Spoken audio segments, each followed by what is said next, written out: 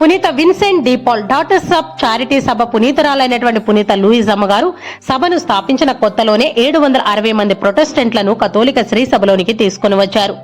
Daughters of charity సభ అమ్మగారు ప్రతిరోజు 1300 మంది ప్రజల యొక్క ఆకలి బాధలను తీర్చేవారు. వేడి వేడి కూరగాయల సూపుతో వారి యొక్క ఆకలిను తీర్చేవారు. 800 నుంచి 900 మంది స్త్రీలకు ఆశ్రయం కల్పించేవారు. 1400 మంది ప్రజలు పూర్తిగా ఈ చారిటీ అమ్మగారులపైనే ఆధారపడి బ్రతికేవారు. పోలాండ్ దేశ యొక్క రాణి కోరిక మేరకు ఈ అమ్మగారులు యుద్ధ వాతావరణంలోకి వెళ్లి యుద్ధంలో గాయపడినటువంటి సైనికులకు కన్న తల్లుల్లాగా తోబుట్టువులాగా సేవలు చేస్తూ ఉండేవారు. అందుకే పోలాండ్ దేశ ప్రజలు వీరిని యుద్ధ రంగ దేవదూతలు అని గౌరవంగా పిలిచేవారు.